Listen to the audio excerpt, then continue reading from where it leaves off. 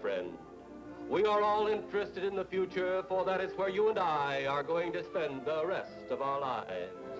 And remember, my friend, future events such as these will affect you in the future. You are interested in the unknown, the mysterious, the unexplainable. That is why you are here. And now, for the first time, we are bringing to you the full story of what happened on that fateful day. Have any of you ever heard of a movie called Plan 9 from Outer Space? No. Nope. No. Not at all. Never. Never. What's it about? It is about the resurrection of the dead.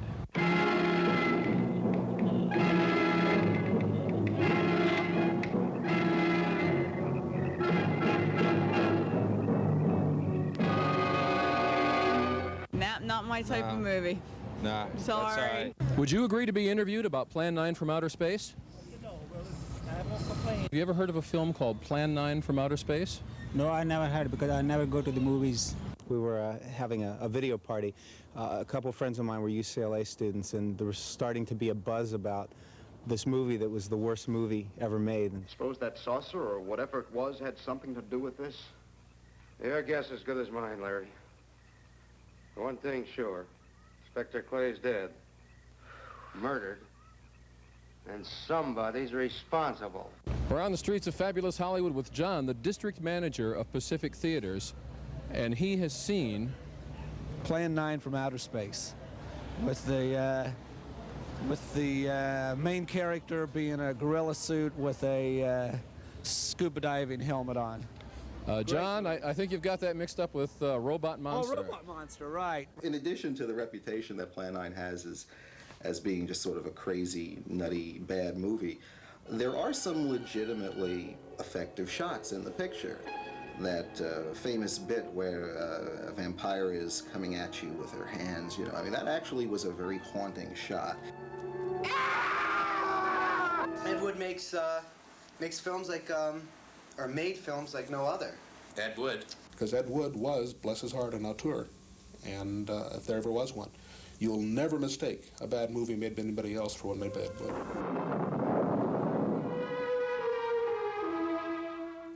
I never felt that Plan 9 was the worst movie ever made. I think that either The Creeping Terror or Gone with the Wind.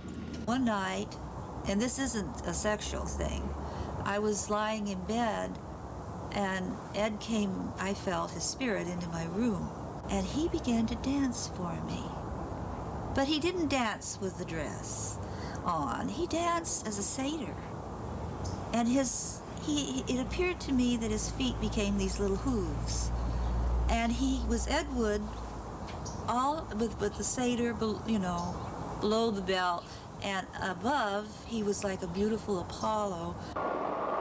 People turning south from the freeway were startled when they saw 3 flying saucers high over Hollywood Boulevard.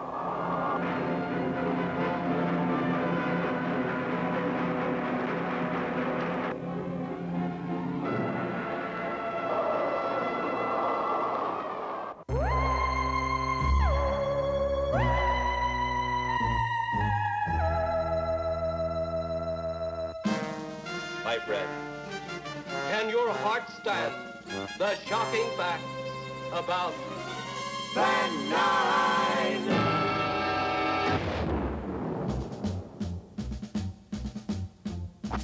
Punish the guilty. Your stupid minds! Stupid! Stupid! Reward the innocent.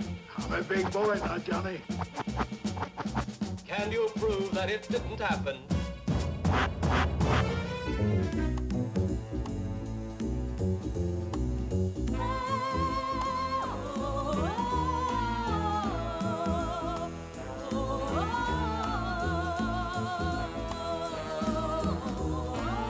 Eddie Woods in outer space. Art or mistake. Plan 9 decide.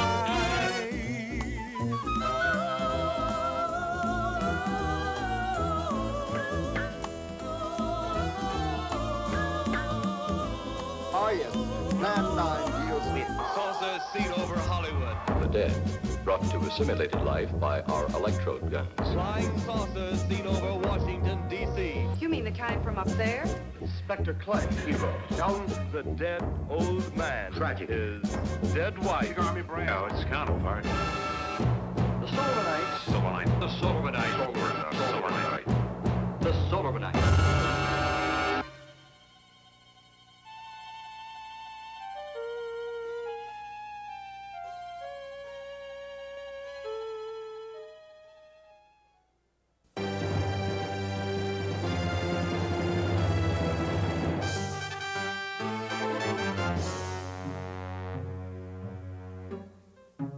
I'm standing under the marquee of the landmark Vista Theater in Hollywood. It was on this block that D.W. Griffith filmed Intolerance. And it was just around the corner here, at the only place in Los Angeles where Hollywood and Sunset Boulevards intersect, that a young would-be filmmaker named Edward D. Wood, Jr. began renting an office apartment. The year was 1947. Wood had just formed a production company with a partner to produce commercials for early television. Wood Thomas Productions. It was listed in the Studio Blue Book at that time. 4477 Hollywood Boulevard is still rental office space today with lawyers and accountants, its main tenants. But in 1947, these were the secondary offices of the feisty independent Monogram Pictures. We leased out a couple of offices, one across the way from the other. And we took those offices to set up our production company. That's how we began it. Now, when Ed lived and worked here, he had yet to write or direct any of the films for which he would eventually earn his bizarre and extraordinary reputation. And he was almost a decade away from creating his magnum opus, the film which will always be associated with his name, and the one that we're here to document and to celebrate, Plan 9 from Outer Space. They come from the bowels of hell, a transformed race of walking dead, zombies guided by a master plan for complete domination of the Earth. Plan 9 from Outer Space.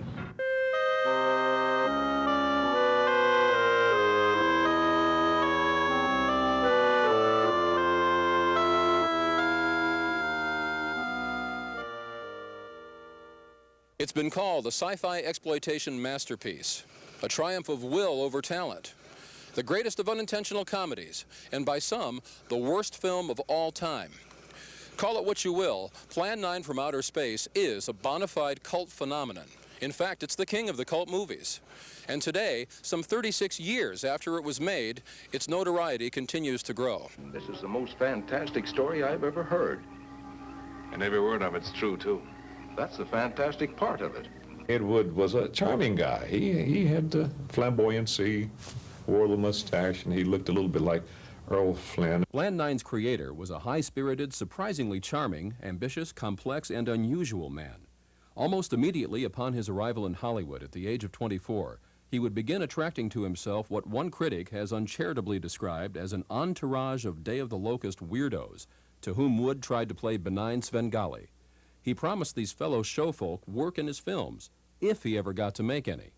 I said, Ed, look, I'm no actor. I have no intentions of ever appearing in films. I have no training as an actor. Don't worry about it, he says. You're in my pictures. We were Hollywood bottom fish, I guess. You know, a bizarre Hollywood losers, and that's what was available to him. Eventually, Wood's stock company would grow to include its most famous members, the great but by then fading horror star Bela Lugosi, the flamboyant newspaper and television psychic Criswell, TV horror hostess Vampira, and the 400-pound wrestler-turned-actor Tor Johnson. More about them later. Over a 32-year career until his death in 1978, Ed Wood struggled to finance and wrote, produced, and directed 7 films and scripted at least 5 films for other low-budget directors.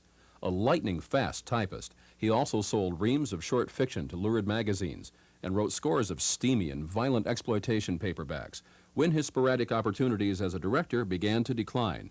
In the 70s, he would even write and direct sex education, softcore, and even a number of hardcore pornographic films to keep bread on the table. A friend of mine from New York, a publisher, he had some of the girly magazines. He needed somebody to write a couple of stories. So I said, listen, I have a good writer, a good friend of mine. So I introduced Alan Stern to Eddie Wood. He would only give those books to his close friends. He'd autograph them. To him, it was just a crutch to pay bills until he could do another mainstream movie. I think that it really broke him. The fact that he ended up directing Super 8 movies for some porno series called The Encyclopedia of Sex. You know, and this is not a job for a guy who made such classics as Plan 9 and Bride of the Monster and Glen or Glenda. At the time they were made, Wood's films were given the most limited of theatrical release. To kind of give you an idea where his films were, think of let's say a Russ Meyer film. An Ed Wood film would be about 10 rungs down the ladder from his. Nevertheless, the best of Wood's output, though made for next to nothing, technically imperfect, and unconventionally directed, to put it mildly, exerts a unique and feverish pull on the viewer. Ed Wood hurled his artistic heart and soul into his movies, and he did it with a solemn conviction that was almost frightening. He aimed so high, and I think that's what makes these films almost comic, is that they try so hard. The actors try so hard, and he as a director and as a writer tries so hard to make some kind of statement about that's going to move you. You know, it's an interesting thing when you consider the Earth people who can think are so frightened by those who cannot, the dead. The fact that he made these pictures against all odds, including his own total lack of talent as a filmmaker, I think is what speaks the best about him. I mean, he really wanted to do this, and he did it. And the big difference between Ed Wood and his detractors like the Medveds and other people, the people who really put him down and say he was not just a bad filmmaker, but a worthless filmmaker, which is two different things, is that he actually made these movies, by God. And or any of his pictures they are truly an extension of where he was coming from, which is, I suppose, a definition of what a pure filmmaker is supposed to be about. Why they continue to fascinate us is the fact that they were so inept, so perfectly inept, that they wind up being legitimately good in a completely reverse sort of way. Ed Wood's life and career were filled with alternating bursts of creative expression and longer periods of personal and professional frustration.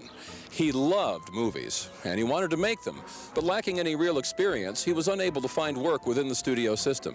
And this forced him time and again to find backing from money men in other professions. A filmmaker like Ed Wood, who, best word would be to use unique to describe what he did, probably has a window of time where what he or she does, they can get away with it. And they're the ones that are most likely to hire or employ themselves. And so it could be tough to have a vision as unique as what Plan 9 and Glen or Glenda and Bride of the Monster and all those movies, to have that unique vision and then have somebody else hire you. Ed was always being approached by distributors for many of his projects, but he didn't want to tie in first, because, you know, the thrill of producing is having a sleeper on your hands. And if you tie it up with a pre-release, then you're limited to a budget. The distributor or releasing company will generally have one of their production men there writing herd every minute. And when it's all over with, they wind up owning it all, you know. So your end is very small for all your efforts. So he preferred to take the gamble, the risk, do it as cheaply as possible, and then, you know, try for the best distribution you can get. Though Wood enjoyed the creative freedom that came with independent financing, the strain of sustaining his career in this way would eventually take its toll. There's a saying that every artist in the world is going to have his heart broken by the world. That was certainly the case with Ed. He would hit the jug, the sauce. It was toward the end where he just gave up completely. And it wasn't a fact of feeling sorry for himself. It was a fact that he said to himself, I failed. I understand that he was he was an alcoholic, but a periodic drinker. And we, people who, like me, who didn't know him well, would see him only when he was on the manic side of his persona.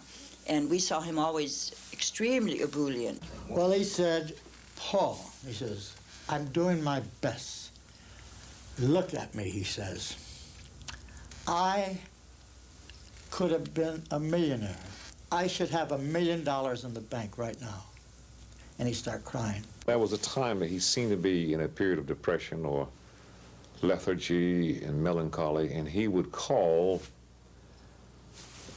The minister that played the minister in the film, I think his name was Lemon, I believe. I was told that sometime late at night, he would call him and they would talk. Wood was also a cross-dresser, a fact known to just a few friends at first. It was a condition that he would explore in his very first feature film, I Changed My Sex, better known as Glenn or Glenda. Wood acts in the film as well, playing Glenn, who struggles with his compulsion for wearing women's clothing. The rumors that Wood directed in drag throughout his career can be traced to the making of this film, in which he had to direct a number of scenes while appearing in them as well, clothed in skirt, blouse, and heels to portray Glenn's alter ego, Glenda. Glenn or Glenda, this is his plea for the world to understand transvestism and to understand why he is so attracted to Angora. He had a fetish for Angora sweaters one day, and he was telling me how much he liked Angora sweaters. And it went on, and I nodded my head, you know, and I listened to it. It reminded me of Queeg and the Caine Mutiny with the steel balls. It would seem to me that the mother wanted the daughter. But evidently, they did dress him up in little girl's clothes, and his comment to people was, well, you know, they didn't know what the hell they were doing to me.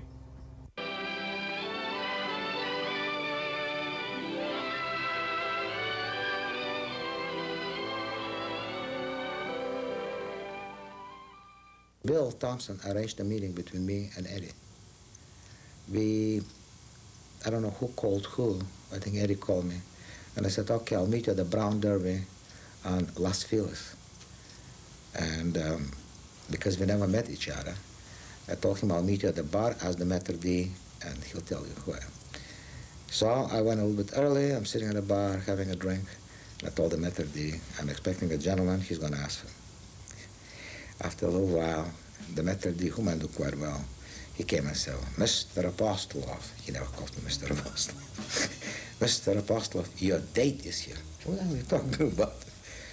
And I turned, and my God, here is Eddie. I have never seen Eddie before in my life, but the first impression was I thought I'm gonna die.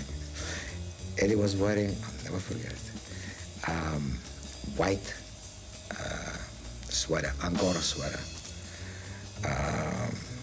mini skirts, because that was in the 60s. A red miniskirt, white boots, high heels, a funny baloney tits here, and a 3-day beard he didn't shave, and a mustache, and a very masculine voice. Hello, how are you? Glad to meet you. It was funny. Ed Wood was born in this house in Poughkeepsie, New York on October 10th, 1924.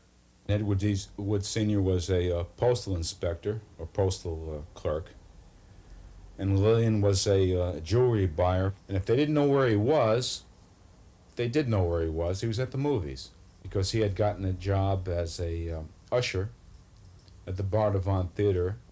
He became a fan of the serials, like Flash Gordon, Buck Jones. Buck Jones was his childhood hero, and Chandu the Magician. He was definitely impressed and saw Dracula when it played in Poughkeepsie in 1931. So he was about 6 or 7 years old at that time. And seeing Dracula was, I guess, like a very dramatic turning point for Ed. And he never forgot that. His mother was a doll collector.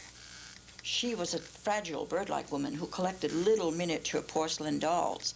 She kept them in glass showcases, lighted, and you know, they were adorable little figures. And she raised her pretty little baby boy, rather, I think, as though he were a little porcelain doll. So his escape was the movies on Saturday afternoons. And I think that became his real world. You know, that could be why he went into films. Rudolph Gray, author of the recent book Nightmare of Ecstasy, The Life and Art of Edward D. Wood, Jr., has spent the last 10 years researching Wood's life. He notes that while Wood's parents may have been overly protective of their only child, They happily encouraged his fascination with the movies. I would say Ed Wood's parents did encourage his creative side because when he was 11 years old, they did get him a movie camera, which is something I'm sure he wanted for a long time. Author Gray feels strongly that there is a need to document the lives of filmmakers like Wood. This twilight area of film, if you want to call it that, really needs to be documented. Directors like Ed Wood, I mean, no one has really documented their struggle or their life.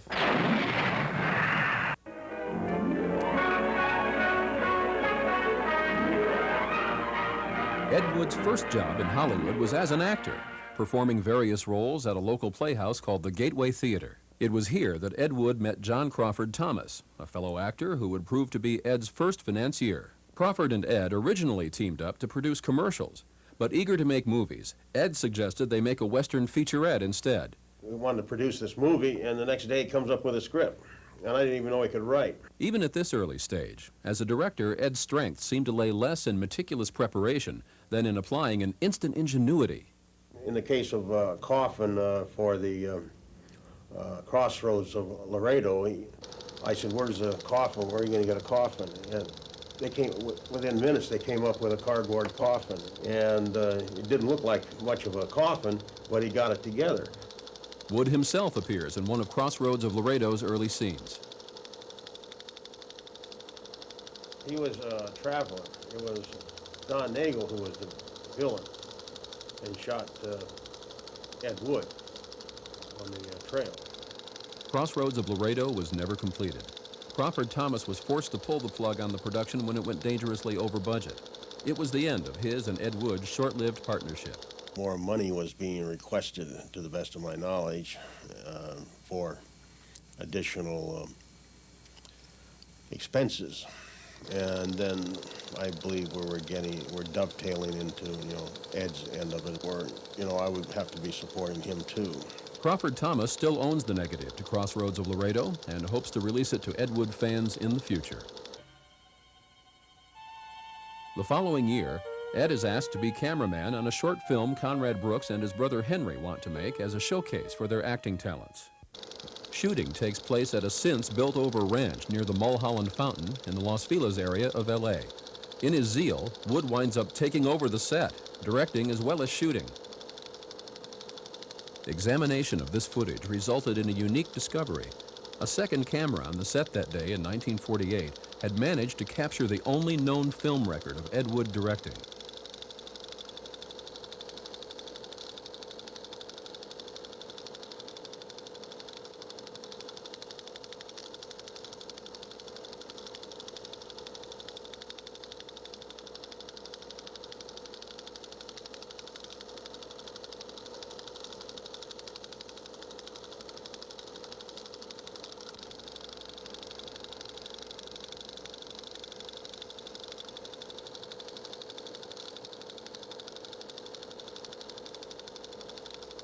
Wood continued to knock around Hollywood for the next several years, struggling to get various projects going but accomplishing relatively little, until he meets an actor whose impact upon him as a child he has never forgotten, an actor who will dramatically affect the course of Ed's young career, Bela Lugosi. I was a real Bela Lugosi fan. I love everything he's done, man. He's one of the most curious figures there is in horror. For more than 2 decades, Lugosi had been an international horror star, appearing in such films as The Black Cat, The Raven, White Zombie, Murders in the Rue Morgue, Son of Frankenstein. Your father was Frankenstein, that your mother was the lightning. Frankenstein Meets the Wolfman,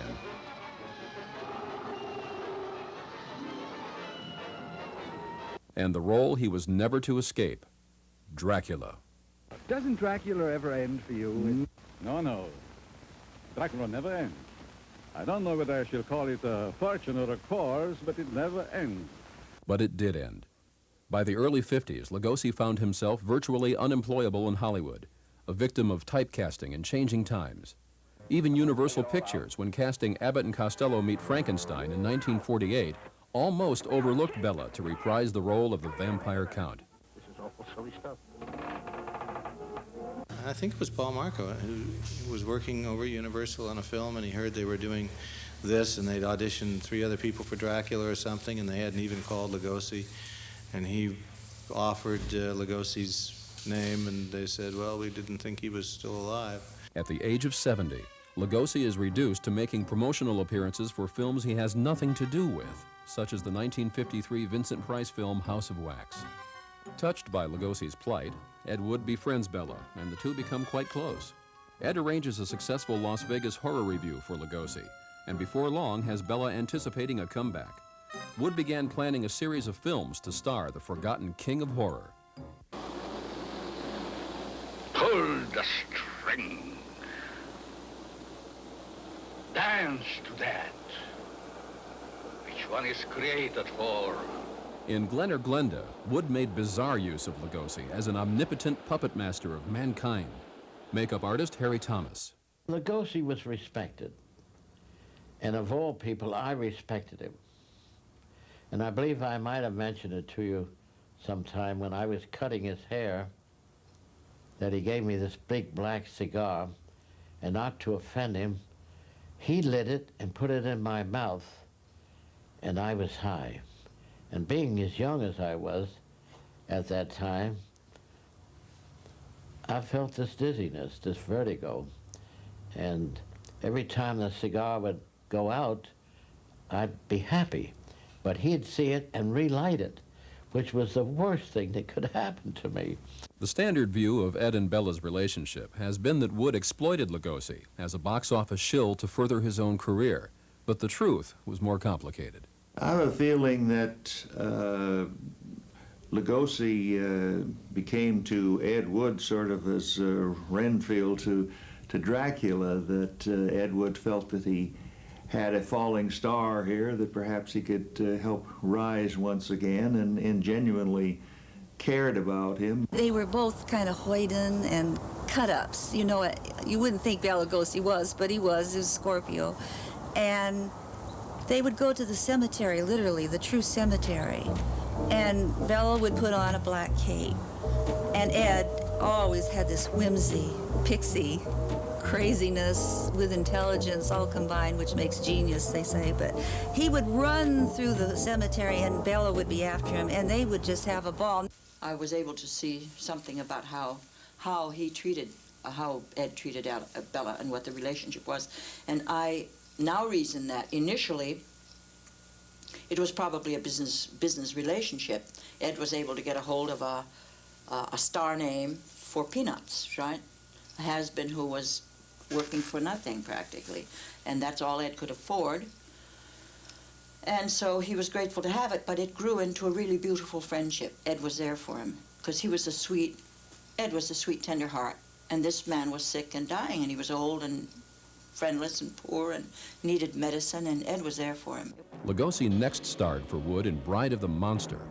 During production, it was apparent Lugosi's health was failing, and the proud actor's decade-long medically incurred addiction to morphine was no secret to the cast and crew. Paul Marco played Kelton the cop for Wood in 3 films. He recalls having to break shooting in the middle of the night in Griffith Park to drive Lugosi home for an injection of what Lugosi called his medicine.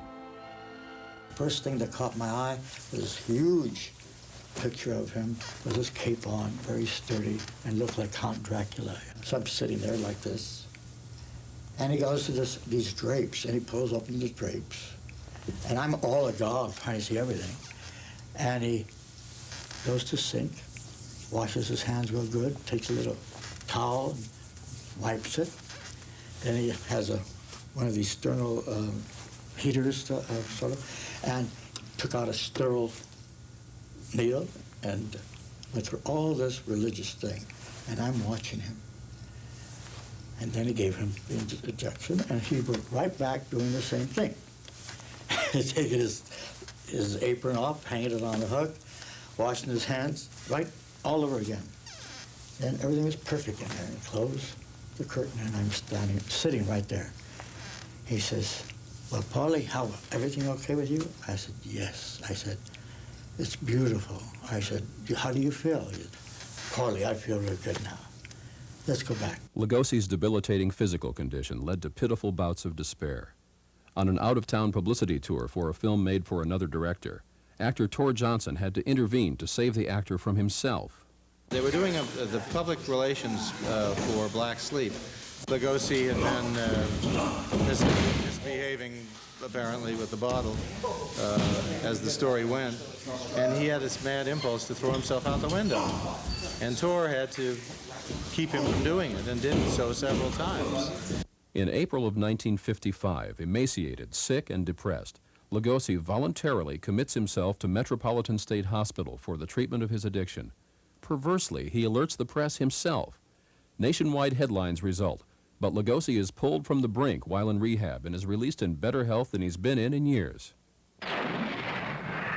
Early in 1956, Ed Wood came into some cash from an investor, just enough to shoot a day's worth of silent footage with Lugosi in his Dracula cape.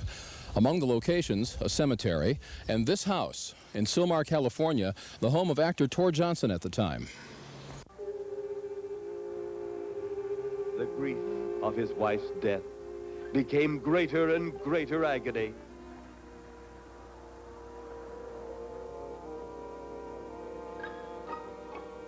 I remember the first day shooting on this, he only had $900, not even enough to do a day's shooting in those days. But he went to Kodak, bought the negative, and off we went. Got a hold of Bela Lugosi, was at that time a very close friend of his, and started improvising and shooting with what we had. Contrary to accounts published since, this scant footage was shot with no particular storyline in mind. It would be the basis for Ed Wood's most infamous film, but not until after unexpected tragedy strikes. On August 16th, 1956, Bela Lugosi is dead. No. Dracula never ends. I don't know whether I shall call it a fortune or a course, but it never ends.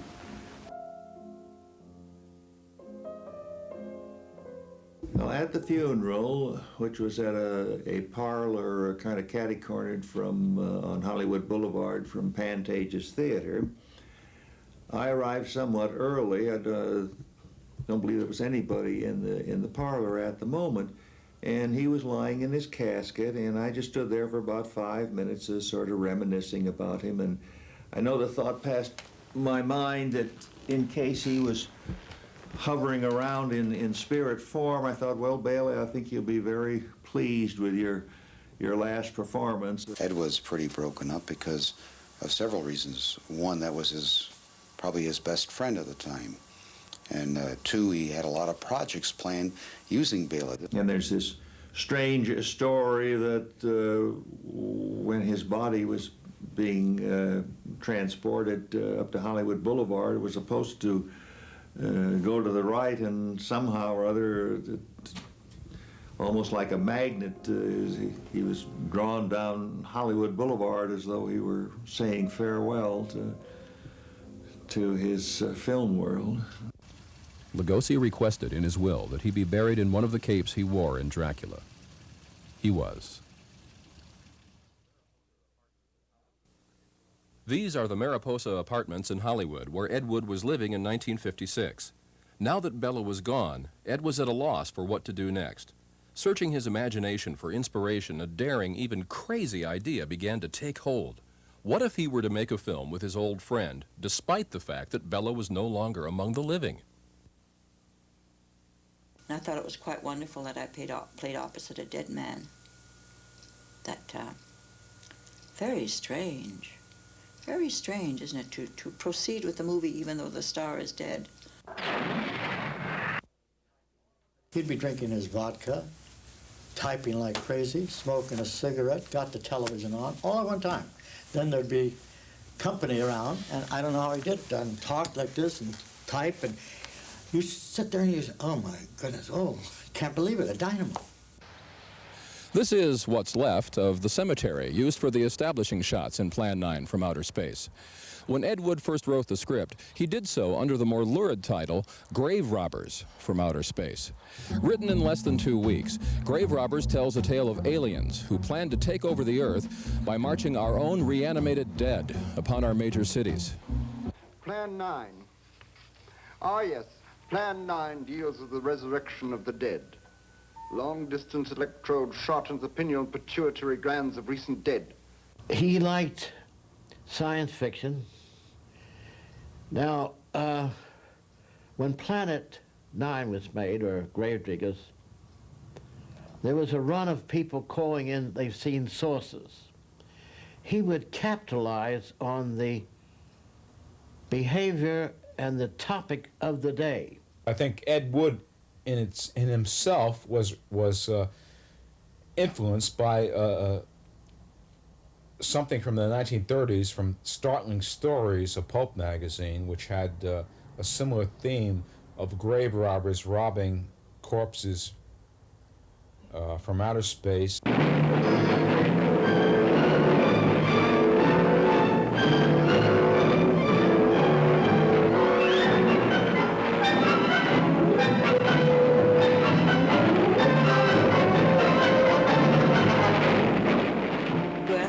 Point if he had a storyboard, and I thought, no, that's not the way he worked. He worked like decoupage. It's like if you're making a patchwork quilt. You've got this piece and that piece, and you sew it all, stitch it all together. And it's different from designing a pattern in a sketch and saying, I'm going to do a fleur-de-lis, and then around that will be a sunburst. And that would be having a storyboard if you start with a master design. I don't think he didn't start with a master design. He grabbed what was handy and stuck it onto something else that was available, and so it grew. Armed with his footage of Bella and his patchwork script, Ed raised a bit more money and did a little more shooting, but soon shut down production to look for more investors. It wasn't until he met a man named Ed Reynolds, who managed the apartment complex Ed was living in, that he found his primary investor.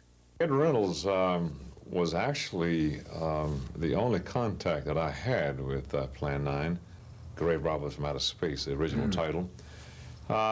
Ed Reynolds came out to the West Coast, and he and his wife joined a little small church on Cynthia Street near Doheny, near Beverly Hills. And my wife and I, we had just been married, and we lived across the street from the church in a little cottage on Weatherly Drive, and we went to that church occasionally, and that was where I met Ed Reynolds. Ed Reynolds himself appears in Plan 9 as a gravedigger. That's him on the right. One day he came to me about a year or two later, excited that he had raised some money and he was going to make a film starring Bela Lugosi. And he wanted me to be the young leading man in the film. And I said to Ed, but Bela Lugosi is dead. He said, he reassured me that there was a very genius writer-director named Ed Wood, who had written a clever screenplay around some existing footage of Bela Lugosi, and he was going to use his chiropractor, who resembled Lugosi, to do the stand-in or the other scenes. Dr. Tom Mason, who was indeed Ed Wood's chiropractor, had been a drinking buddy of Ed's since before Bela Lugosi died. I used to go work on Ed because he never typed comfortably. He was sitting on the edge of the bed like this. There's the coffee table, humped over as a typewriter, like this. Phone is there. That's as far as it goes, just like that. And he would have cramps like this, so he would come over and give him a massage or something on the vertebrae, and pop his back or stuff. So, but I never did. Well, let's see, when he said Tom was going to do it, I said, God, the same thing you said, you know. He said, leave it to me, leave it to me. It's going to work, leave it to me. That's his way he says it. It's off. Dad knows who's talking. He said it, and he's doing it that way. This is Bella, and this is Tom Mason in his characteristic cape-over-the-face pose. Their resemblance may have been minimal, but as far as Ed was concerned, it was close enough.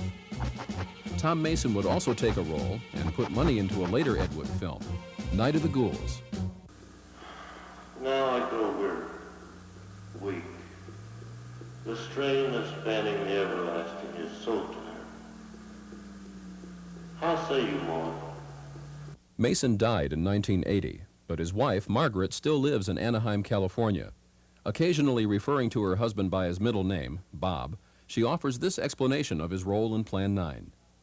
I'm Margaret Mason, and my husband was Dr. Thomas R. Mason, and he was a chiropractor, and he was also into a lot of psychology and stuff, and he had just met Bela Lugosi, which Bela Lugosi thought he looked like him, because they both had ears that stuck out. Anyway, he was going to treat Bela Lugosi for his cocaine habit, which I don't know whether you want that on tape or not.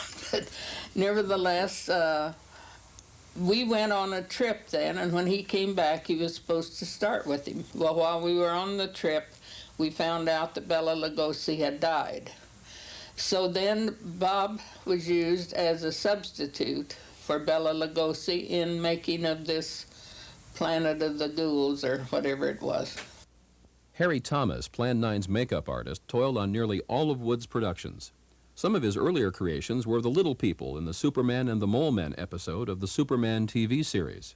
When you were told about Ed Wood's intention to use this previously shot footage of Lugosi and to double him with Tom Mason, did you find this inventive, or did you feel that maybe it wouldn't work? Well, I had the mixed emotions about that. I thought perhaps it would work. Mason did his best. Was anything done to Tom Mason to make him look as much like Lugosi as possible? Just his hair and his cape and his face, the sort of an imaginary profile or semblance of Lugosi. But not too much done. As a matter of fact, I can't remember ever doing anything for Mason along those lines because of this hidden face. I think any tall, slender person would have been adequate. Well, did you watch any of the scenes with Bob in them being filmed? Well, I just remember those where he was in, you know, with the cape and all. And I've seen that many times on TV since his death, and I'd call up people and say, I saw Bob on TV, and they thought I was nuts. What did you tell me Ed Wood would end? More smoke, more smoke. He was always hollering for more smoke. The smoke Wood was calling for was to diffuse the glare of studio lights and give his tiny cemetery set atmosphere. Although Lugosi and Tom Mason are clearly dressed as Lugosi's legendary screen persona, Count Dracula, the character Lugosi plays in Plan 9 is not meant to be a vampire at all. Yet despite this, the screenplay refers to him as Dracula or the Dracula character throughout. The resulting confusion as one watches Plan 9 is one of its stranger incongruities, and one that connoisseurs of the film savor. I was confused by that myself when I first read it. As I say, when I got the screenplay, it didn't make heads or tails of me, because I saw the words Dracula and this and that. I think that when Wood sat down to write the screenplay, he just wrote as fast as he could, and thinking of Bela Lugosi, he thought of Dracula, and he used that as a handle to just indicate what the scene was. He always kept things going where he could change the script right in the middle and do something else. And as long as his favorite expression was dramatic license, if he thought something would be passable without bringing too much criticism, okay, let it go. So Dracula was both a vampire and someone else in the same picture. So what? Nobody really paid that close attention. Now bankrolled by Ed Reynolds and several of his fellow Baptists, Plan 9 entered its main period of production. The shooting schedule called for 5 days in the studio and 2 more days of various silent exteriors. The title change to Plan 9 was imposed by the Baptists, who felt the word grave robbers was sacrilegious. Also, Reynolds and company requested that Ed Wood and some of the cast be baptized before finally agreeing to fund the production. To keep the cash coming in, Ed agreed. I think Reynolds suspected Ed being a drinker, because Reynolds himself was an alcoholic at one time. And when he got to know Ed Wood, I mean, he took a liking to Ed Wood, and he kind of thought, well, if he brought religion to him, might straighten his life out. And he was duly baptized, and I was there the night that he was baptized, standing there resplendent in a white robe as he was immersed beneath the waters. And he also had, as I call, his menagerie of friends and actors and astrologers and ex-wives, and they began to, excuse me, they began to follow him to church. They had heard that there was a money man at that church who was going to bankroll Ed Wood in some films, and they decided, hey, we better get in on this. So they were there. And it was very amusing to see these pasty-faced, odd Hollywood people sitting there with the old, sweet little old ladies in church on Sunday morning. Tor Johnson got converted. So did I. And Tor's wife, Greta. And what did you have to do? Go into a swimming pool? Yeah, well, Tor did, because Tor was such a huge man. But I was, at the church, they put me in a, what do you call, like a tub. So, you know, and they poured this water over you and they baptized you. But Tor, swimming pool. And Ed Wood as well. Ed took the pool. The location was at a soundstage near Western and Santa Monica.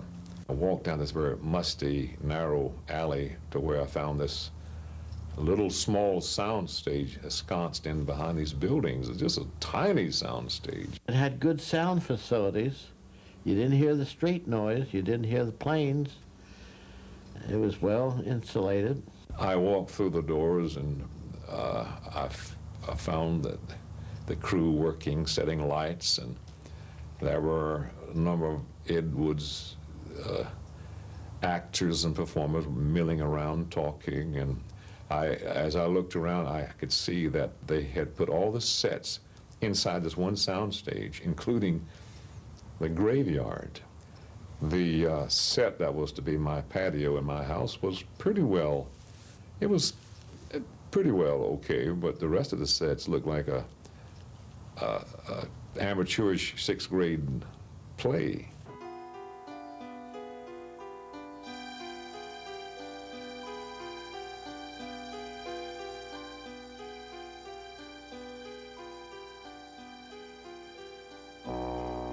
It's safe to say that most actors or technicians reporting for work at Quality for the first time were taken aback by the studio's hidden-away location and small size. This is Quality Studios today, tightly sandwiched between a strip club and an apartment building that, at the time Plan 9 was made, was called the Harvey Hotel. Quality rented out its stages to low-budget producers throughout the 40s and 50s, but no one who worked there on Plan 9 from Outer Space had gone anywhere near it in almost 35 years. Locating it for this documentary was a challenge, but by searching the neighborhood street by street, it was finally rediscovered. At that time, the neighborhood where Quality Studios was located was like, you know, it would be, if you were just walking by there on a evening's walk or something, a very depressing place. But when Ed Wood's company would be shooting there, the whole block came alive. I mean, you know, he was always a lively person, and everybody else was happy around him. And suddenly, the whole block took on a whole new character, you know, and everybody would be milling about, and people would be walking off the streets to look at what's going on there, because it was such an unlikely place for a studio in the first place. But a lot of work got accomplished there. My name is Romas Yesakonis. I'm the owner of this property here on Santa Monica Boulevard in Hollywood. It was formerly called Quality Studios. Do you know who owned it before that? Who did you buy it from? Yes, I bought it from Falcon Sound Studios. The owner of the Falcon Sound Studio was Hovey Kalikian. And he's the one that built the studio. This was nothing but an empty shell prior to him taking over. But when I bought the property, he was in here ready. It was still open. He only had one sound room. And he continued on until he put lots of sound rooms in here. What did he tell you about the history of the building?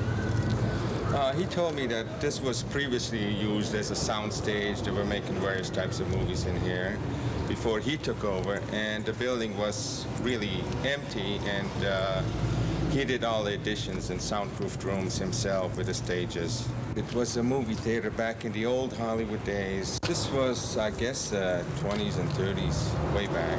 The last tenant that occupied this was another studio called Shamrock Studios. And of course... What did they do? They had bands come in here and rehearse. What are your future plans for the building? I might turn it into a swap meet. It's tough to find something when you don't know what you're looking for. Actor Conrad Brooks, on the left, played Jamie opposite Paul Marco's Kelton the Cop in Plan 9 cemetery scenes. He was kind enough to lead the Plan 9 companion on a tour of Quality Studios today.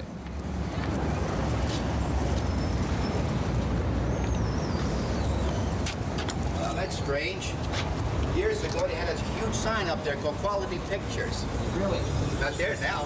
No. Of course, now that's going back, well, let's see, remember now. I gotta check this place out. The Harvey Hotel to the right. Who used to stay at the Harvey Hotel? Well, let's see. Mostly show people. No big stars.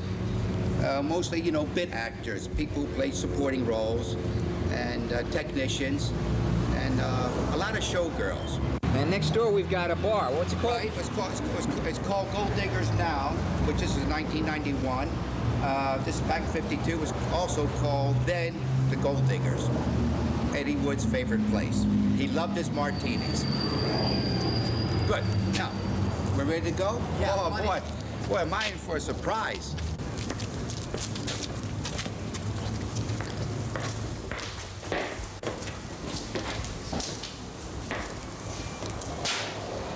Let's bring back any memories, Conrad? Yes, quite a few. Now, as I recall, the shadow here against the wall here, it's sealed right now. But actually, there was a small office here, and there was one to the right of me. I don't remember this here. This was sealed off here. This must have been recently put up, or there's no opening at all before. Really? That wasn't there at all. Conrad, we found this on the floor. It may be one of the flying saucers, although I kind of doubt it. Knowing Ed Wood, if it was here to use it somehow. Well, listen, it might work. Let's try it.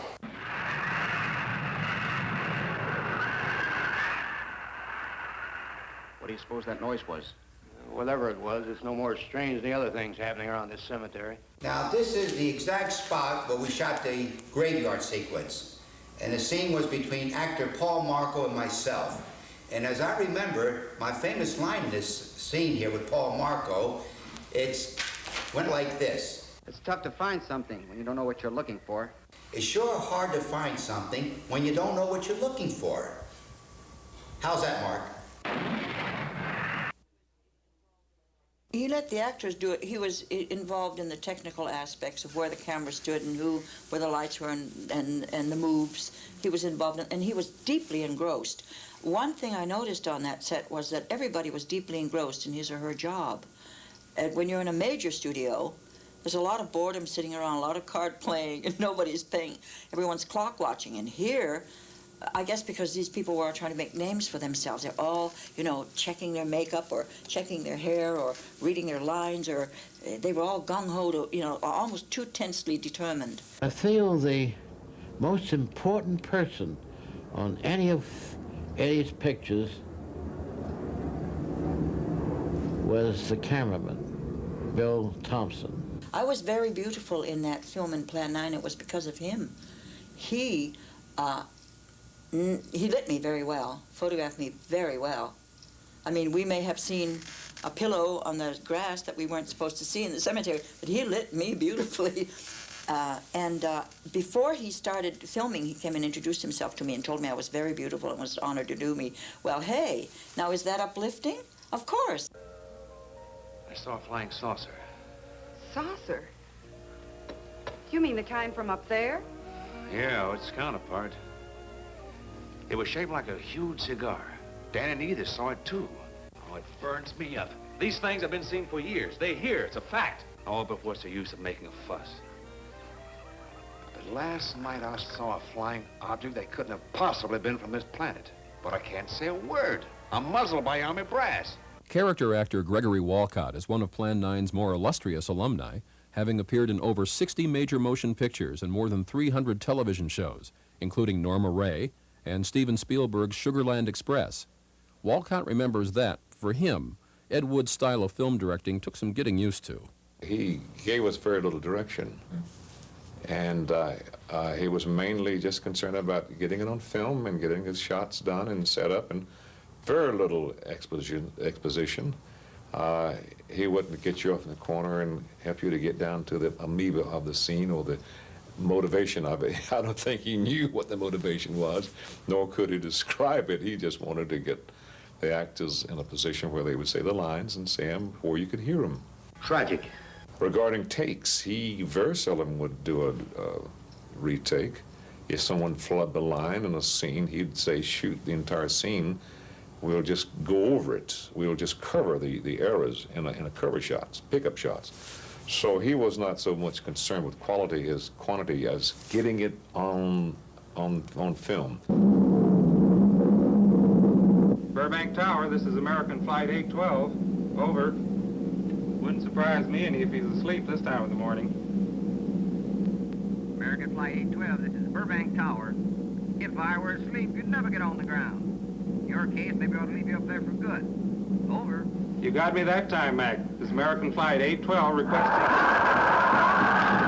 It was the last scene that I had to shoot, the last day, where it was supposed to be a scene in a cockpit and of an airplane. And normally when I do a scene, I like to get to the set ahead of time and, you know, for a couple hours and just kind of get the feel of it and what the choreography is going to be and logistics. And so I said to Ed Wood, where's the cockpit set? He says, well, they're building it.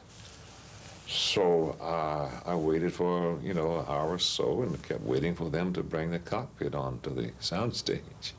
And about an hour before the scene was to be filmed, two carpenters brought on two masonite boards and bent them into an arc and then nailed them somehow to the floor, and then they put shower curtains behind that, and that was the hull of the airplane, the cockpit. And then they brought in from the spaceship some various pieces of the radio set, and that made up the cockpit. And I couldn't believe what I was seeing, and the cameraman shook his head. He couldn't. It looked awful. He was very busy, Ed, and happily so. But it seemed to be all camera busyness. And then, of course, he had his megaphone when it was actually rolling to give the immediate instruction through the megaphone. That always came through the megaphone. Did you find that kind of comical? I found it flowery. I liked it. I didn't find it funny. I found it rather sweet. I didn't know that nobody else was doing it anymore. I thought it was rather poetic. The bullhorn, yeah.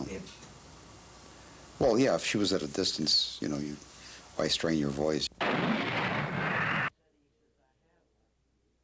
Ed said, he says, I have some Martians in here, and Tor likes you. He'll be on the picture, Tor Johnson. And he said that you won't have to do too much with the bit parts and things like that. He says, but you may have to have some help because there are Martians in it. Right away, I thought, gee, this is a challenge for me.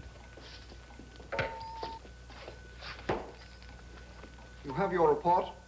We had to pull in here to Space Station 7 for regeneration. We're returning to the planet Earth immediately thereafter. What progress has been made? We contacted government officials. They refuse our existence. I don't even know why Eddie even used me, because I never got to do the Martians.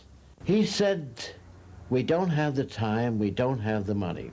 I was disappointed because I had sketched out what I thought would be best for these people, even the clothing. And unfortunately, I never got to do it. They came out with the barbershop haircuts and the Oxford accents, and I did go to the sound man and said, can we do anything different with the sound? Because in the original drawings, I had the mouths, instead of normal like we have, I had them circled, and they would speak where they would articulate, and you could understand them, but there'd be a slight whistle, a little vibration of a whistle through the voice. And this could be done through the sound. Well, Ed didn't buy it.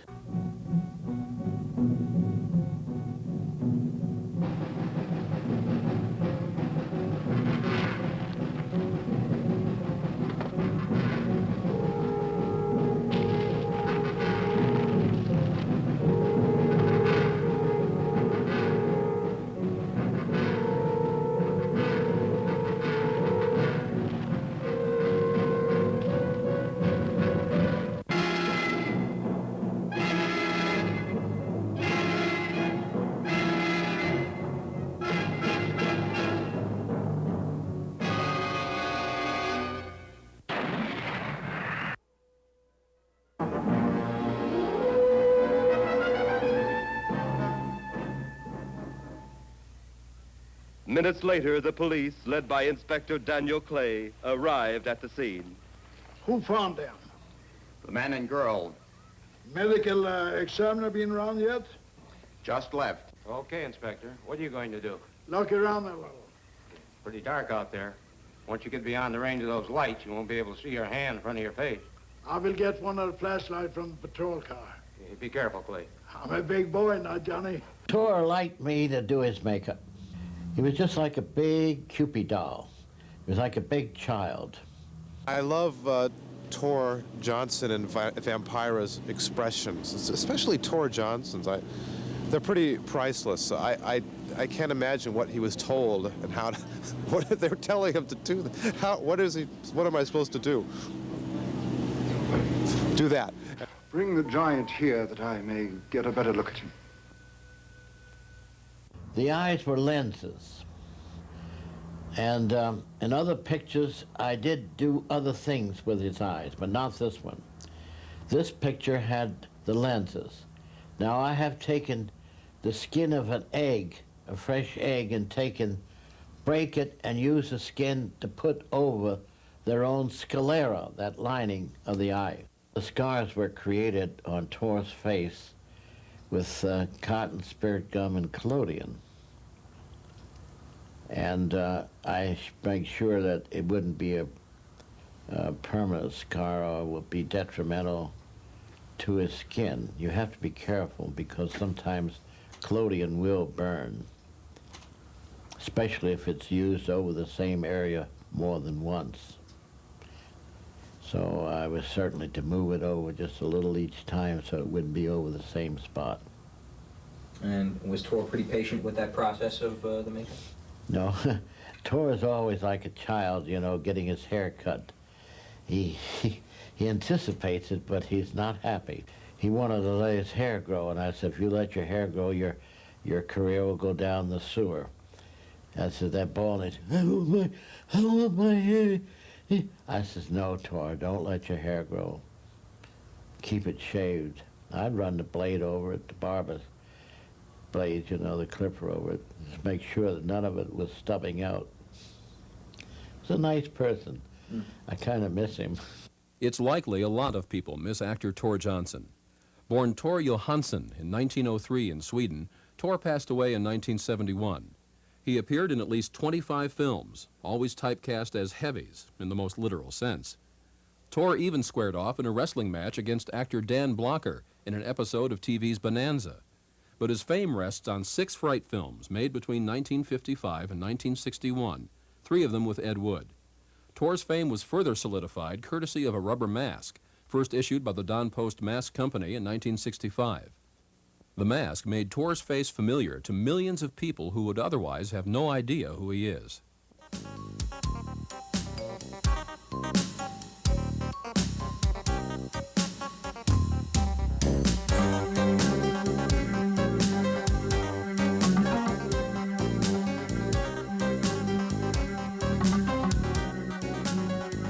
Don Post Studios still thrives in North Hollywood. Don Post Sr. virtually invented the latex mask as we know it in the late 1940s. He also worked, uncredited, on classic science fiction films, including Invasion of the Body Snatchers, for which he sculpted the pods and other makeup effects.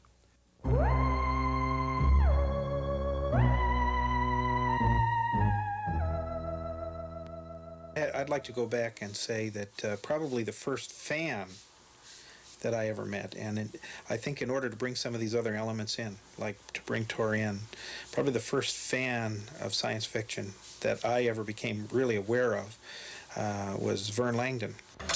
I was involved with wrestling, I was involved with radio, I was involved with college, I was involved with makeup.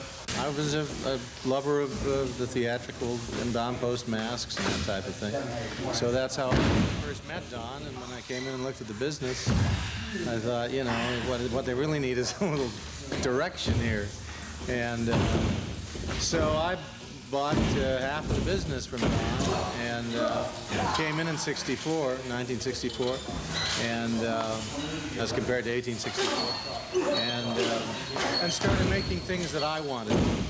Things that I wanted to have, a rubber skull and a Dracula mask, and set up a license with Universal.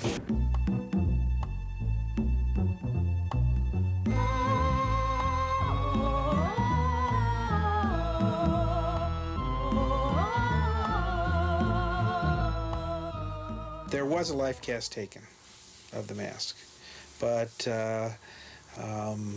after that, it was sculpted using the life cast as a reference, and it was sculpted by Pat Newman. I think she really captured something of Tor. She captured his scariness, she captured his gentleness, and she captured that bigger-than-life feeling. I thought it'd be a great mask. I wondered at the success of it, but again, I wanted one. I thought it should be done. It would have meant some royalties in Tor's pocket, so I set it up and we did it that way. And it was a good seller. One of the best sellers, in fact. Tor is by far Plan 9 from Outer Space's most beloved and familiar mascot. This is due partly to the actor's threatening physical appearance, but perhaps it's also because audiences sensed that beneath the exteriors of the mute, hulking monsters Tor played, there was a kind and gentle soul. Tor was like he was like a sugar bun inside. I had put on a little convention, I think it was called California Con, something like that, and invited all of the fans from a couple hundred miles around who were readers of famous monsters to come, and the star of the occasion was Tor Johnson. He, you know, when you took off the mask of the monster like Karloff, there was Santa Claus behind it. I knew Tor from wrestling, and he was a great wrestler, the Super Swedish Angel. He was one of the most dangerous men in the sport because of his size, and he really packed a mean punch. And not too many guys came out of a match on top of Tor. I remember him putting his arm around me, and I'm about maybe 5'11", 5'11 and a half. Tor would put his arm around me, and my head would rest nestled in his armpit. The guy was huge. His arms seemed to be like this big. He used to tell me little tricks of the trade there, and his favorite was, before he'd have a match with somebody, you know, commensurate with his power, would be, you know, he had that bald head, so he would take razor blades in between his fingers and he would just scratch his head about an hour before the match, and of course he'd draw blood. He'd try to just get a little bit below the skin layer so blood would come out, then he would blot it with a handkerchief and cold water or whatever, and by the time he'd get in the ring it would look perfectly normal.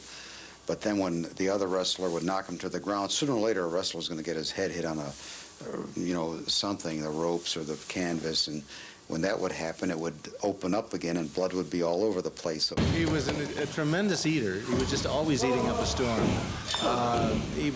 He always had trouble finding clothes that would fit. Most everything had to be custom made. He would get stuck in cars. You know, he'd get stuck in chairs in his own home. The things that I remember about him were his fun attitude and his enormous size and the warmth and love that you felt when you were with him. He'd put his arm around you and you'd just disappear. It was like, you know, like Andre the Giant. If you shake hands with Andre, your hand's gone. You know, I was here a minute ago, and if Tor put his arm around you, there was nothing of you left. You know? I locked up with him a few times, and I'll tell you, he had a headlock that would kill. In the late 50s, Tor was an unlikely contestant on Groucho Marx's quiz show, You Bet Your Life. Meet Groucho Marx. Welcome to You Bet Your Life. Say the secret.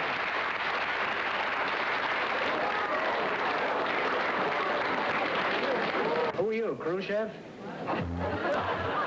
Tor Johnson. You're Tor Johnson? Why? Did he get angry at him? No, that's a Swedish name. Tor Johnson is a Swedish name. Oh, Tor Johnson, you mean, huh? Yes. I can't say Johnson. In the course of preparing this documentary, it was learned that horror director Sam Raimi and Evil Dead 2 co-writer Scott Spiegel often recreate Tor's landmark appearance on Groucho's show for Friends. Fearlessly, both men agreed to perform their incredible simulation for the Plan 9 Companions cameras. Who are you, crew chef? Tor Johnson. You're Tor Johnson? Well, why? Did you get angry at him? Nope, it's a Swedish name. Tor Johnson is a Swedish name. Oh, Tor Johnson. See, I can't say Johnson. Just for the record, Tor, what are your measurements? Not that I'm particularly interested, but you may be a missing boxcar that the Union Pacific Railroad is looking for. My hips are 60, my stomach waistline is 54, my chest is 62, and my biceps are 22. Say, we have the same measurements.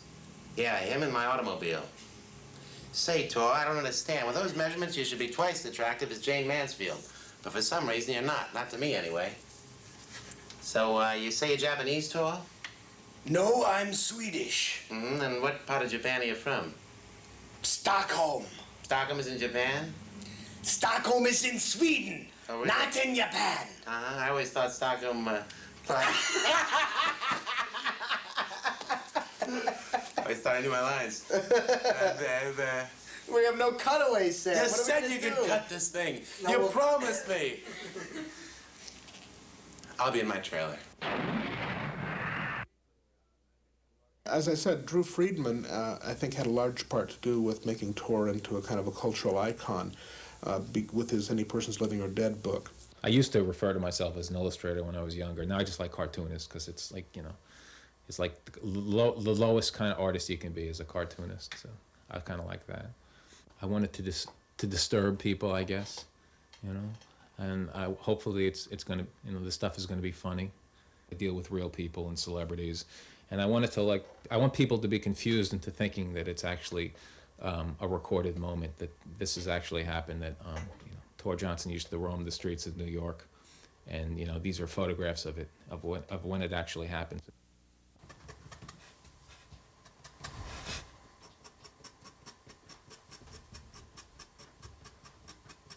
If there's a thread that runs through everything, I guess it's the fact that it's all done in dots. I guess that sort of sums it up.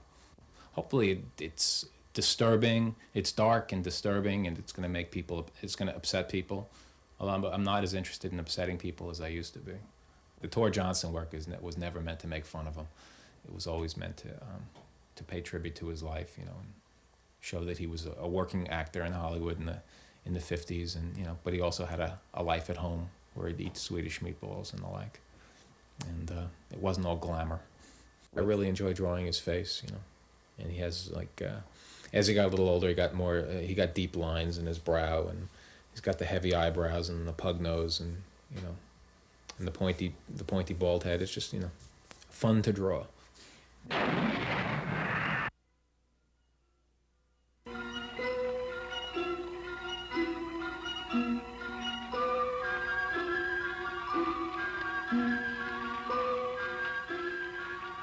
Vampira shot up like a skyrocket. She was extremely popular. She was, of course, the predecessor of Elvira, and she had this incredible waist. You could really just about put your two hands around it, and understand that she created that by fasting for 3 days before she appeared as her ghost hostess.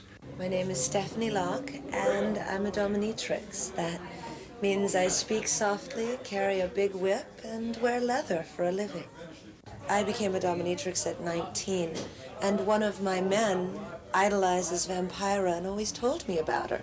And so I would wear black evening gowns and very dark lipstick, and he would pay homage to Vampira through me. She has had all the dominant symbols: dark hair, pale skin, dark lips, long fingernails, tightly cinched waist, the black clothing.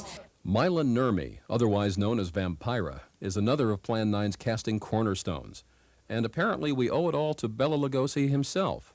He was sitting there with Bela, and they were watching Vampira introduce White Zombie, and Bela said, I'd like to work with her someday. Vampira's TV show, which broadcast B horror movies, aired on Saturday nights at 11 on Channel 7 in Los Angeles. As her program opened, the original Mistress of the Dark would approach the camera out of a misty Gothic void, let out her trademark shrill scream, and seductively introduce herself to the night owl audience. We have had in folklore, since the beginning of man, God knows, I guess, this anima of an evil, cool lady who is in control. She's usually a succubus. You know, she comes to men in their dreams and so on.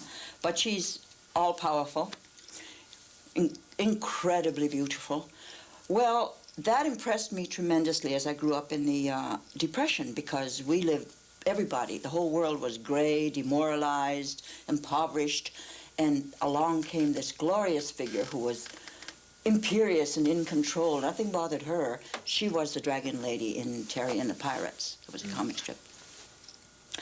And then my second introduction came through Disney's Snow White. There was the evil queen. Again, the same anima.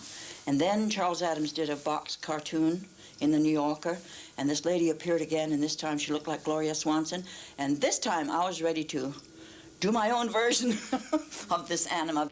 So I had to go to a public masquerade ball dressed as the Charles Addams lady. I bound my bosoms and went barefooted, and I wore the dank hair. And no Hollywood glamour makeup, no nails, nothing. I did the pristine Charles Addams version, and did indeed get discovered by Hunt Stromberg Jr., who was at Channel 7. But they wouldn't do the Addams family. They said they couldn't afford the whole family. They were just going to steal this one character. And I said, I'm not a thief. I'm not doing it. But give me a few days. And then I thought, sex and death. That's good. So I got trashy. We had a magazine called Bizarre in those days. And from that I got fishnet hose and black patent leather shoes with studs and long phallic nails and a long phallic cigarette holder. I did a lot of Dragon Lady, but B&D, right? Tight waist cincher and uplift bra and glamour makeup. So that's what happened, and they allowed it. Hunt, I came and showed Hunt. He said, that's fine, and we went with that, and Vampire was born. I was paid $79 a week, $59.60 take home, midnight, Saturday night. It was a very dead time slot. Well, within 3 weeks, Life magazine was there knocking, saying, hey, we want to do you. So the studio took notice. What have we got here, right? And, you know, all hell broke loose. I had fan clubs all over the world, which I don't think has ever even happened since then with a local show. In Plan 9, Vampira is supposed to be playing Bela Lugosi's deceased wife, brought back from the dead by the invading aliens. Why Bela's wife should look like, well, Vampira, right down to the revealing black dress, is anybody's guess. But Plan 9 fans wouldn't have it any other way. I made myself up at home, which was my custom, and then, since they couldn't afford a chauffeur for me, or as big major studios did, I went on the RTD. It was the cemetery set they had there.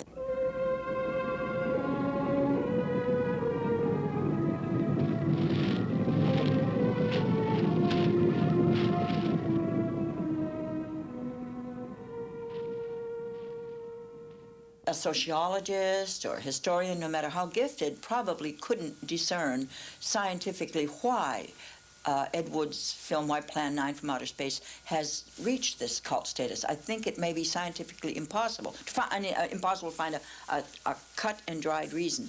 But the nearest thing to a reason, it seems to me, is that Ed Wood was one of the chosen. It was karmic. It was his destiny. Simply that, unreasonable as it may sound, it was his destiny to live this episode, right? And we, wittingly or unwittingly, are his disciples. Criswell was such a fascinating man to me. I'd like to see someone do a biography of him. And of course, Criswell is incredible. Kelton the cop is... Oh, Criswell's. His full name was Charles Jaron Criswell King, and he opens and closes Plan 9 from Outer Space with a series of uniquely delivered pronouncements about the unknown and the unbelievable, whose meanings are unknown and unbelievable. My friend, can your heart stand the shocking facts about grave robbers from outer space? The son of an Indiana mortician, Criswell was a canny entrepreneur who got his start as a radio newscaster in New York. He reportedly began to predict the future when asked by the station's management to pad his broadcast. Through the 50s and 60s, Criswell had his own Los Angeles TV show and a syndicated newspaper column. Both were called Criswell Predicts. Everybody listened to Criswell, and whether you made fun of it or not, he had a following that wouldn't stop. I don't know where in the world he got his reputation, because I don't recall a single prediction ever coming true. Criswell claimed that 87% of his predictions were accurate, but in fact he was seldom correct. Still, no one seemed to mind much, and Criswell was often invited to guest on national talk shows. Oh, yes. A famous psychic, but he did not believe he was psychic. I think he was, though he didn't think so himself. He thought he was a fraud. When my mother died, we were impoverished, and I didn't know how to go about doing a funeral. It was something I'd never done. And Criswell came to the fore. He said, I come from an undertaking family. And he took charge of the funeral. He got all the pallbearers, did the handshaking, he did everything. Criswell crossed over to the land beyond in 1982. Showman to the End. His marker sports the name of his show and newspaper column. Lest the world forget. Did you believe his predictions were sincere? Well, I was hoping when he did predict about the grave robbers from outer space, I was hoping that would be true, which that's about the only one I knew that turned out to be finally turned out to be the right one. What was his prediction? That you'll be hearing about this picture in the near future.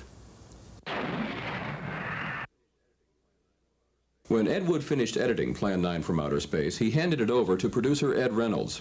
The finished film had gone over poorly at test screenings, but Ed Wood remained ever optimistic. While he went on to other projects, Ed Reynolds began looking for a distributor. No easy task.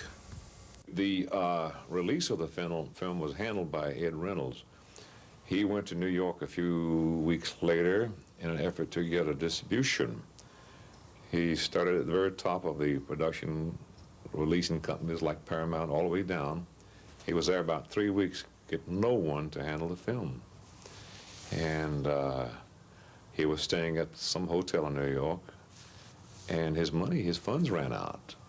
And they took his luggage, his suitcases.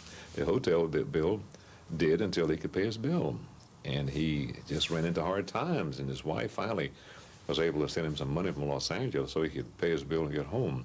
As I understand, some months later, he was able to work out a distribution with a small company. He had to provide the release prints. And a lab, I think, made 10 or 15 release prints, but they took his lien against the film as a mortgage, as a guarantee.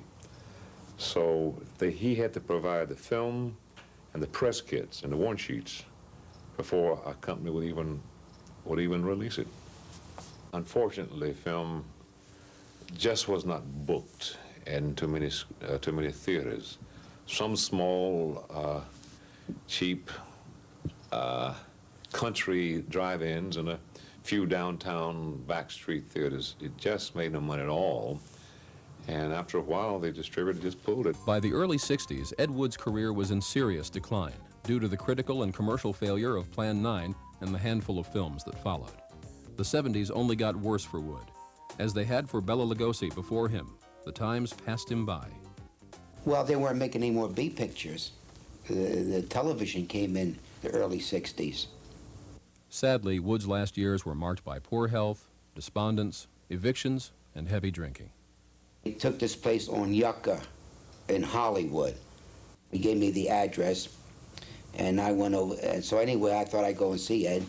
And when I went over there, it was just a rundown area. You know, it's derelicts around that area. You know, winos and dope addicts, and this place was it was just worse than Main Street. So anyway, and it really hurt me, you know. I said, geez, Ed, how'd he get here? You know, I couldn't believe it. So I went and visited Ed, and I think I went down there about 3-4 times to visit him. But he was always drunk, always, you know, he was just drunk. He was out of it. He was talking about doing a movie. He said, I got a guy's interested in financing me. But I said, that's one of Ed's wild stories. But I hope for the best for the man. But really hit rock bottom. Ed had no place to go. They threw him out of that place where he was. That rent was maybe about $30 a month. He couldn't even make $30 a month. So Ed had to leave that place. And anyway, Peter Coe took him in. And he stayed with Peter Coe for about 2 or 3 weeks. And this is where Ed died in his home. And I understand that that Sunday morning, there was a football game on TV, and so anyway, I understand Ed wanted a shot of liquor. He needed a shot of liquor, but anyway, Peter was getting after him. He was kind of, you know, Ed was improving. He was kind of tapering off his drinking, and Peter was making some good food. But I remember Ed said, I need a drink, I need a drink. And I think Peter did give him a drink. But then about an hour later or so, someone come to visit Peter Coe, and they wanted to see Ed Wood, and he said, well, he's in the bedroom. So when the person went there in the bedroom, then they walked out, came out of the bedroom, says, that man's dead already. So Ed Wood's gone.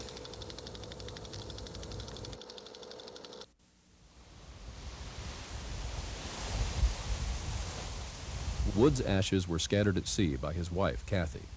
There is no place to mark his passing in the world, and even the trade paper of his industry, Variety, failed to run an obituary. The end of Wood's life might well have been the end of interest in his films, but barely had Plan 9 completed its minimal 1959 theatrical release when its long, slow climb to rediscovery began. As early as 1961, it was appearing on television.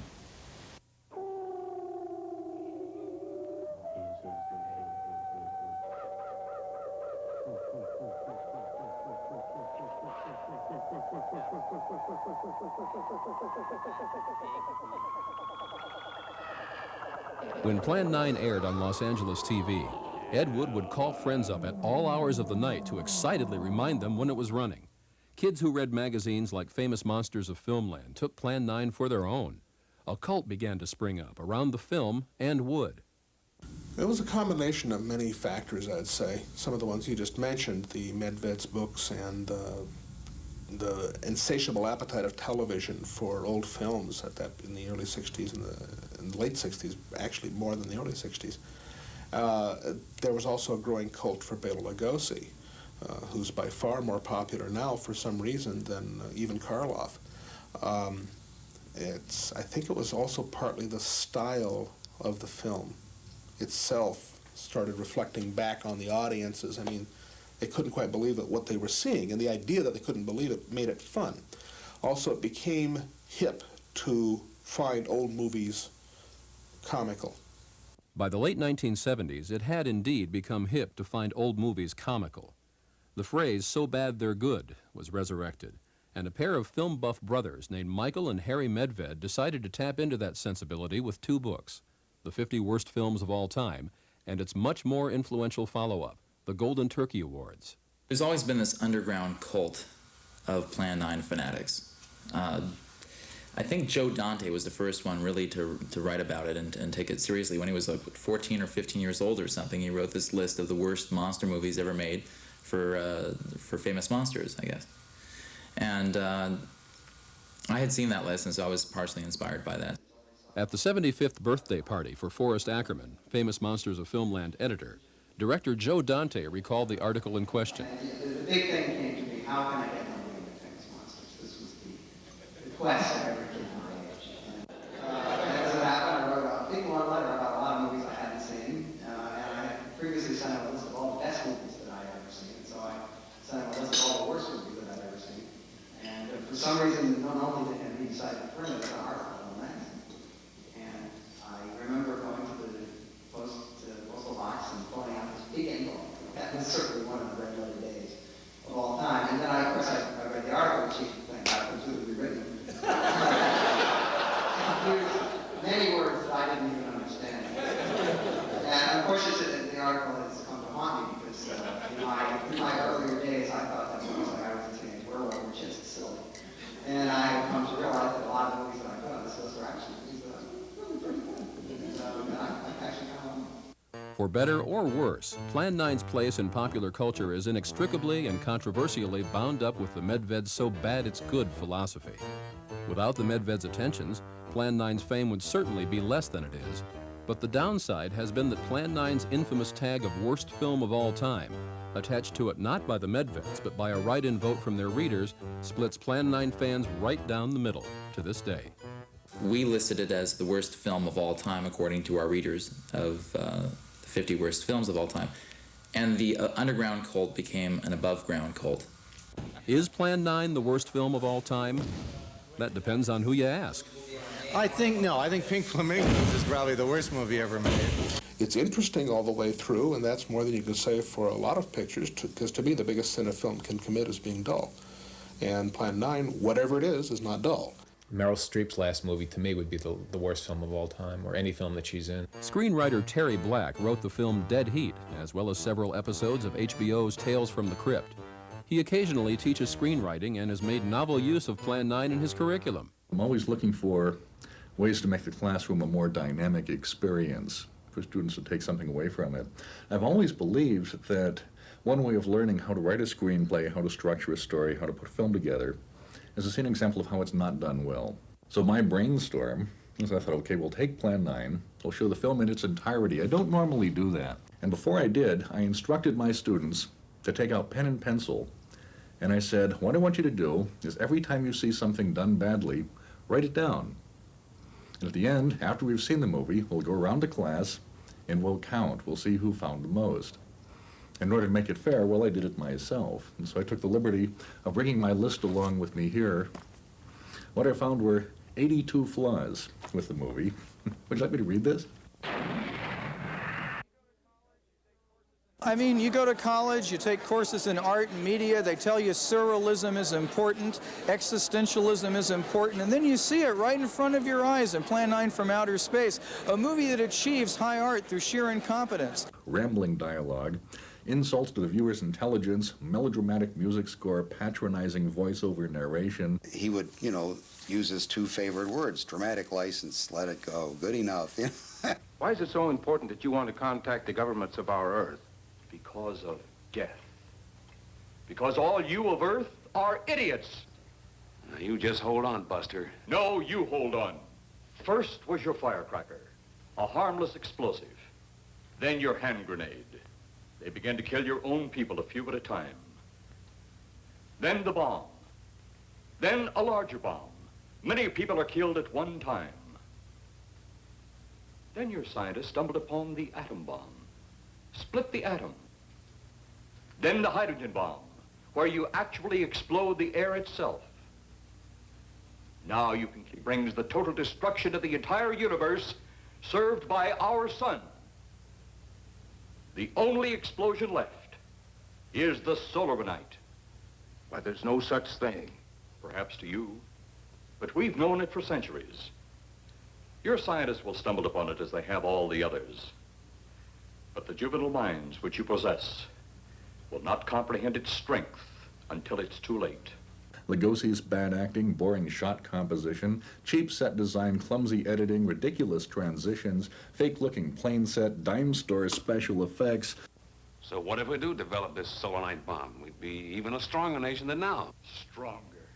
You see? You see? Your stupid minds. Stupid. Stupid. That's all I'm taking from you. Get back here, you jerk! Do you have a particular favorite scene? Yes, it's your stupid minds, stupid. For all the science fiction films where the superior alien calmly explains how superior he is, let's call it the Michael Rennie approach, this guy is upset and freaked out as any human being would be, and then the human response is to punch the guy out. Now, that is a scene unlike anything else in the history of science fiction cinema. It resonates.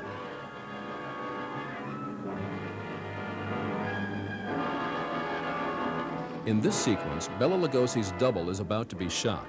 Notice how, as he neck chops Kelton the cop, his cape almost slips from his shoulders.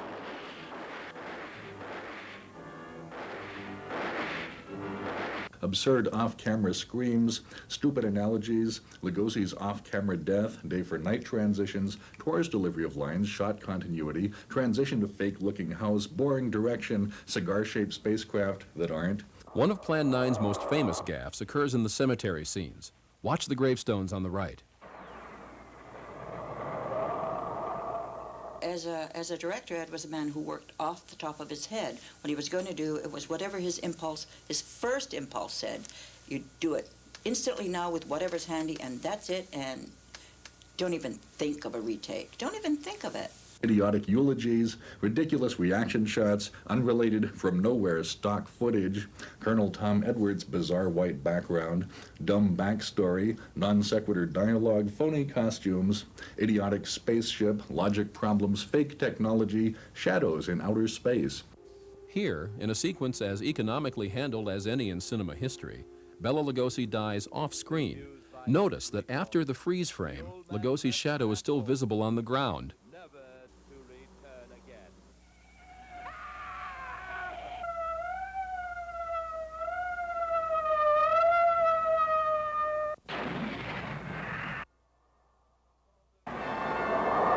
Saucers seen over Hollywood.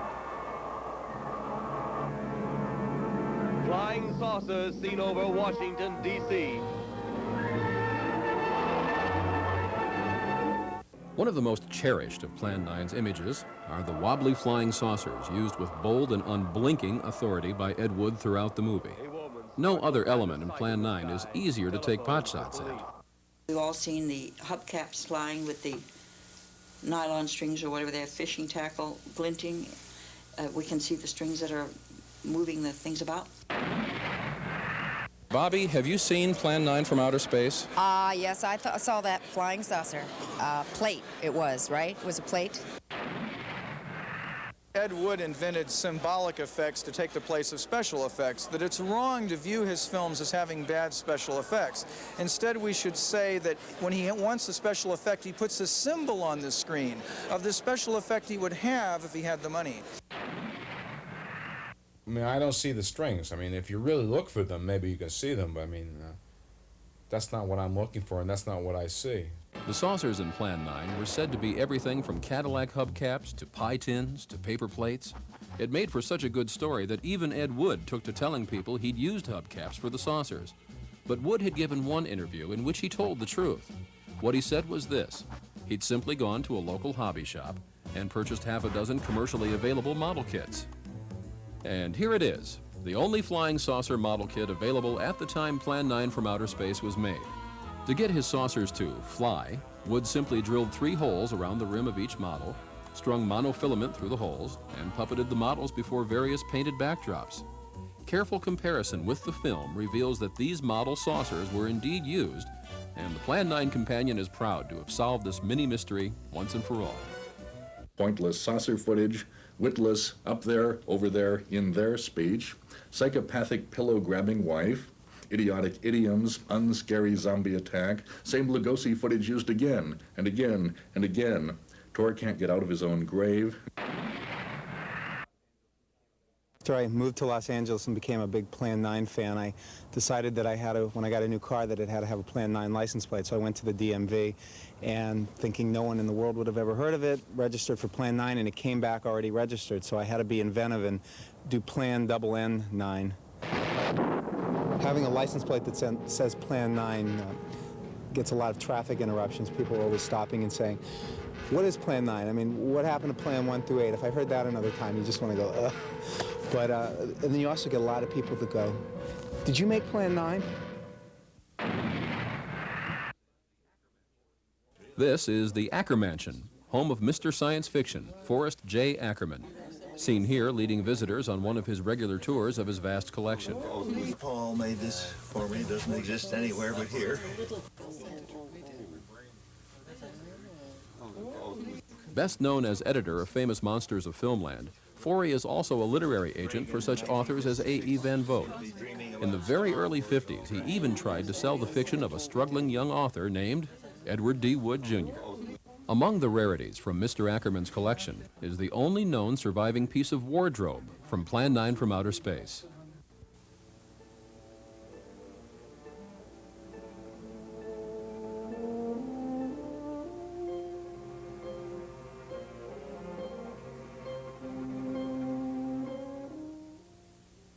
This is the cape I saw Bela Lugosi wearing in 1932 on the stage in San Francisco when he was portraying Dracula. And finally, we see it for the last time in Plan 9 from Outer Space. Listen to them. Children of the night, what music they make. Don't be afraid. I never drink at Hollywood and wine.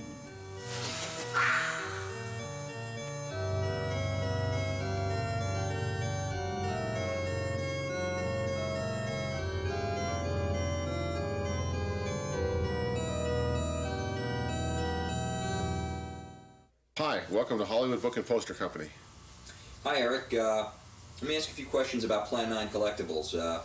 How often do you get requests for posters and stills and the like from Plan 9? All the time. I mean, since we opened up the store in 1977, I think a day doesn't go by in which somebody doesn't call or come in asking for, you know, anything we have on Plan 9. What kind of items are most requested? Well, the poster, lobby cards, photos, the movie script. What are some of your favorite moments from it? It's got to be just about every scene with Vampira, I think. I mean, I've always been awed and, you know, fascinated by her character. Tor Johnson, of course. I think the graveyard scenes always sort of stay in my mind. The tombstones that, you know, if you look closely, you can see them falling, you know, popping down and popping back up. What does a one-sheet from Plan 9 sell for these days? The last one I had went for $1,500. And that was about I sold it about a year ago. Who bought it? It was a collector in New York, actually. Somebody that was the last poster he needed to complete his collection. So as far as I know, he has every single Edward Jr. poster. How about a set of lobby cards from Plan 9? What do they go for? I was told the set goes for around somewhere between $750 up to maybe $1,000. It's very rare. It's real hard to get those. What were items like the ones we're talking about selling for, say, 10 or 15 years ago? Probably next to nothing. I mean, I don't think, you know, it's just a lot of people weren't aware of the film, of what an amazing cult film it is. I mean, back then, I think you probably could get it for next to nothing. Maybe you can tell us what some of the reasons are for the rise in the value of paper collectibles from Plan 9 and other cult films. Yeah, I think it has to do a lot of it with a lot of the books that have come out, a lot of the film festivals all around the country. There's like Ed Wood Jr. film retrospectives all the time, and he's gotten a lot of exposure on television, on cable. I think all those factors have to be taken into consideration. How about the Golden Turkeys? I question the motives of the book, but it did bring him into into being with a lot of people that ordinarily would never even have heard of him or been familiar with him. So it did turn a whole new generation onto the Ed Wood Jr. Films. Are you a Plan 9 fan yourself? Oh yeah, always have been, always will be. Revolving point of view, eons of your years ago, overlong half-witted alien recording, atmospheric conditions in outer space, dopey arm-crossing aliens, Griswold plays two parts when one was too many, contrived suspense.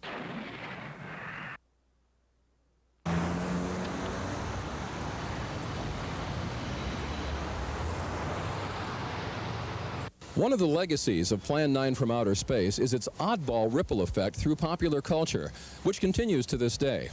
Like many a contemporary hit, Ed Wood's self-proclaimed pride and joy has inspired comics, T-shirts, masks, models, postcards, a soundtrack album, even a musical adaptation, not to mention regular retrospective screenings and a steady stream of writing about the film and its creator.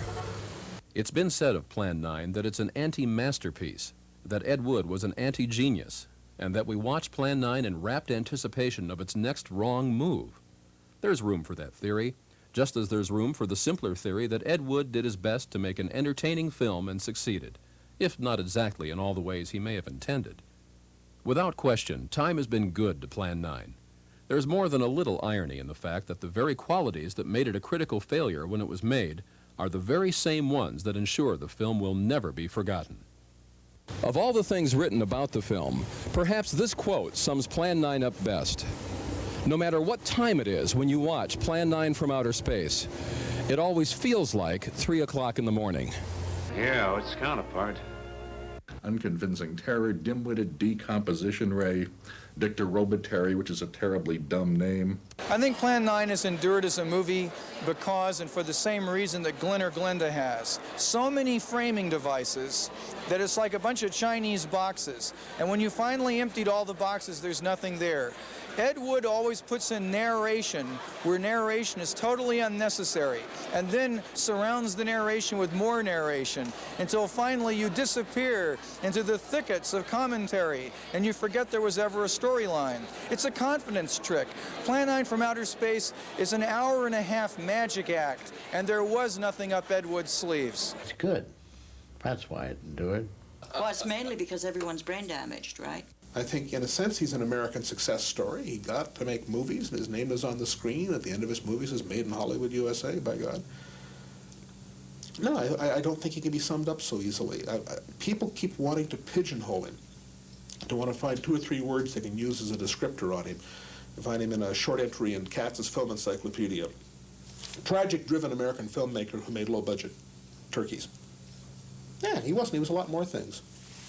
And a lot more complicated. He was a person. Plan 9 is going to be 36 next year. You want to look into the camera and say happy birthday? Happy birthday, Plan 9, and Bella, right on, man. Absolutely. I mean, I think there should be a parade, celebrations. They should probably do, they have to be a Plan 9 or Edward Jr. Day in L.A. declared by Mayor Bradley. Happy birthday, Plan 9. You age like fine old wine. I guess that's a rhyme, isn't it? Happy birthday, Plan 9. Well, I was hoping when he did predict about the grave robbers from outer space, I was hoping that would be true, which that's about the only one I knew that turned out to be finally turned out to be the right one. What was his prediction? That you'll be hearing about this picture in the near future.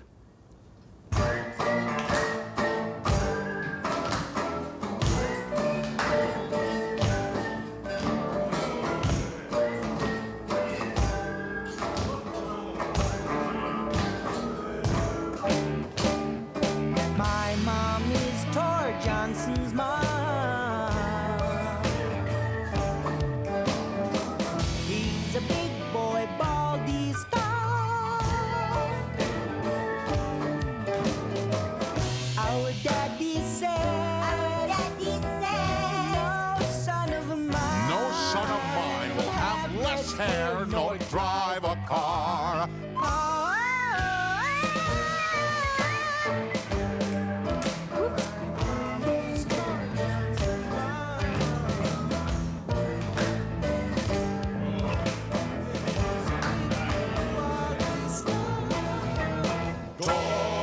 Johnson, a dozen brushes a tooth. Thor Johnson bites the dentist.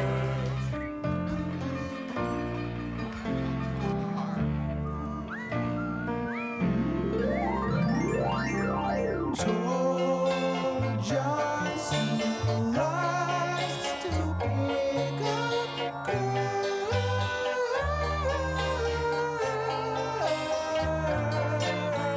Tor Johnson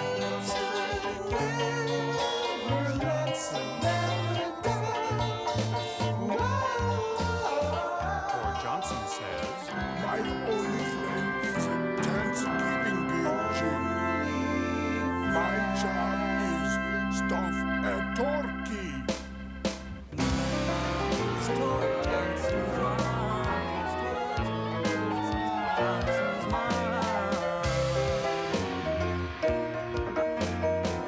He's a big boy. Our daddy says, pass the potatoes.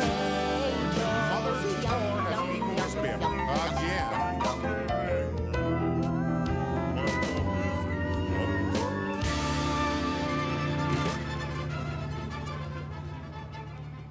Imagine, if you will, last New Year's Eve party. Tore naked but for loincloth made of potato sack. Barbecue moonlight glistening the drop of chicken blood on his chins. I am sneaky. Shut up, please.